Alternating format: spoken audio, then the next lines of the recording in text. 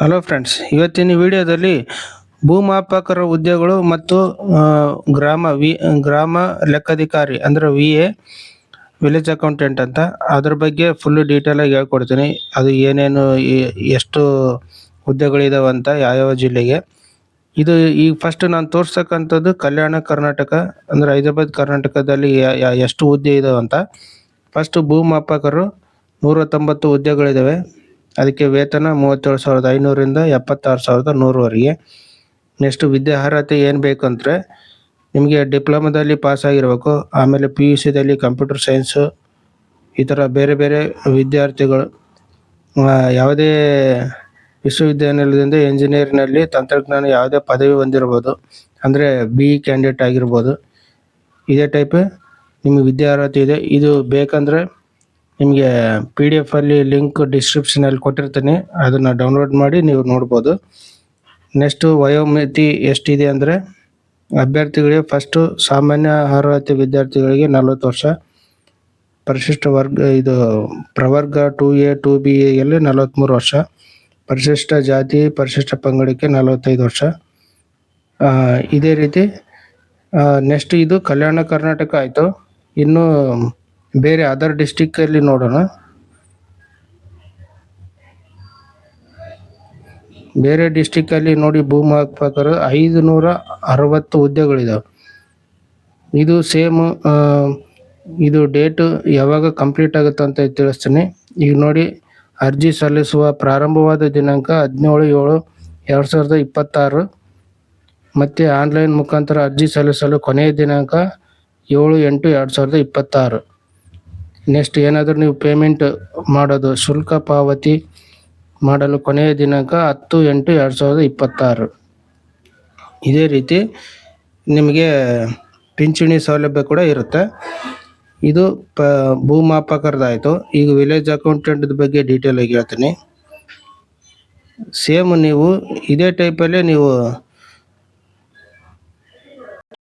ನೋಡಿ. ಇವಾಗ ಗ್ರಾಮ ಆಡಳಿತ ಅಧಿಕಾರಿ ಬಗ್ಗೆ ಅಧಿಕಾರಿದು ಎಷ್ಟು ಪೋಸ್ಟ್ ಇದಾವೆ ಅಂದರೆ, ಕಲ್ಯಾಣ ಕರ್ನಾಟಕ ಅಂದರೆ ಹೈದರಾಬಾದ್ ಕರ್ನಾಟಕದಲ್ಲಿ ಕಲಬುರಗಿದಲ್ಲಿ 40 ಇದಾವೆ, ಬೀದರ್ದಲ್ಲಿ 17 ಇದಾವೆ, ರಾಯಚೂರಲ್ಲಿ 10 ಇದಾವೆ, ಟೋಟಲ್ 67 ಇದಾವೆ.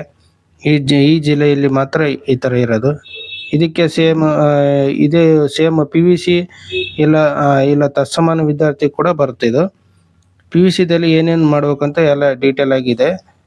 ಇದ ಮೇಲೆ ಡಿಪ್ಲೊಮಾ ಮಾಡಿದವರು ಕೂಡ PVCಗೆ ನೀವು ಅಪ್ಲೈ ಆಗಿದ್ದೀರಾ, ಅದು ಕೂಡ ಹಾಕ್ಬೋದು. ನೋಡಿ, 3 ವರ್ಷಗಳ ಡಿಪ್ಲೊಮಾ ಅಂತಿದೆ.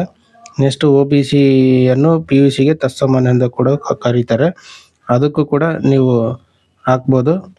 ನೆಕ್ಸ್ಟ್ ಇದರಲ್ಲಿ ಕೊನೆಯ ಸಾಮಾನ್ಯ ಅರ್ಹತೆ ಅದು 40 ವರ್ಷ, 43, 45 ಸೇಮ್ ಭೂಮಾಪಕರದ್ದು ಏನಿದೆಯಲ್ಲ ಅರ್ಜಿ ಅದೇ ಸೇಮು VA ಕೂಡ ಬರುತ್ತೆ. ಇದರಲ್ಲಿ ಕೊನೆಯ ದಿನಾಂಕ ಸೇಮ್ ಆಗಿರುತ್ತೆ. ನೀವು ಈ ಅಪ್ಲಿಕೇಶನ್ನು VA ಆಗಿರ್ಬೋದು, ಭೂಮಾಪಕರಾಗಿರ್ಬೋದು, ಲ್ಯಾಂಡ್ ಸರ್ವೇಯರ್ ಆಗಿರ್ಬೋದು, ಇದರಲ್ಲಿ ನೀವು ಅಪ್ಲಿಕೇಶನ್ ಹಾಕ್ಬೇಕಂದ್ರೆ ಎರಡಕ್ಕೂ ಒಂದೇ ಅಪ್ಲಿಕೇಶನ್ ಹಾಕಿ ಫೀಸ್ ಮಾತ್ರ ಎರಡಕ್ಕೂ ಒಂದೇ ಫೀಸ್ ಕಟ್ಬೋದು. ಸೆಲೆಕ್ಷನ್ ಇರುತ್ತೆ. ಅದು ಯಾವ ರೀತಿ ಅಂತೇಳಿ ಇನ್ನೊಂದು ವಿಡಿಯೋ ಮಾಡಿದ್ದೀನಿ, ಅದರಲ್ಲಿ ನೀವು ಡಿಸ್ಕ್ರಿಪ್ಷನಲ್ಲಿ ಲಿಂಕ್ ಕೊಟ್ಟಿರ್ತೀನಿ. ಆ ವಿಡಿಯೋನ ಫುಲ್ ಯಾವ ರೀತಿ ಇದು ಗ್ರಾಮಾಡಳಿತ ಅಧಿಕಾರಿಗೆ ಆಮೇಲೆ ಭೂಮಾಪಕರಿಗೆ ಯಾವ ರೀತಿ ಅರ್ಜಿ ಹಾಕೋದಂತ ಆ ಲಿಂಕಲ್ಲಿ ಕೊಟ್ಟಿರ್ತೀನಿ, ಸ್ಟೆಪ್ ಬೈ ಸ್ಟೆಪ್. ಆ ವಿಡಿಯೋ ಕೊನೆಯವರೆಗೆ ನೋಡಿ. ನೆಕ್ಸ್ಟ್ ಇದಕ್ಕೆ ಶುಲ್ಕ ಏನಿರುತ್ತಂದರೆ ನೋಡಿ, ಪರಿಶಿಷ್ಟ ಪಂಗಡಕ್ಕೆ 500 ಇರುತ್ತೆ, ಸಾಮಾನ್ಯ ಅಭ್ಯರ್ಥಿಗೆ 750 ಇರುತ್ತೆ, ವಿಕಲಚೇತನಿಗೆ 250 ಇರುತ್ತೆ.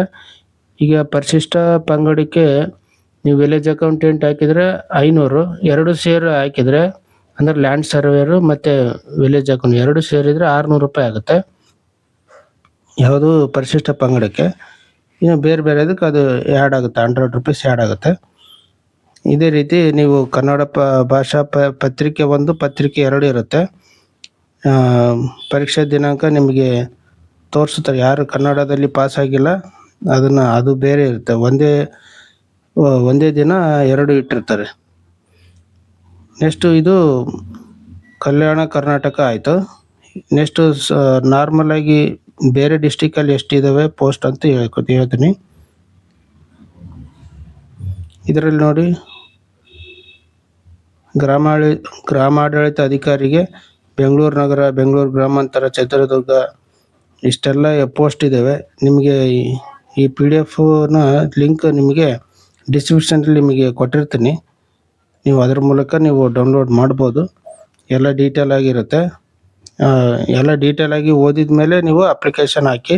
ಅಪ್ಲಿಕೇಶನ್ ಯಾವ ರೀತಿ ಹಾಕೋದು ಅಂತೇಳಿ ನಿಮ್ಮ ಇದರಲ್ಲಿ ಕೊಟ್ಟಿರ್ತೀನಿ ಡಿಸ್ಕ್ರಿಪ್ಷನಲ್ಲಿ ಲಿಂಕ್.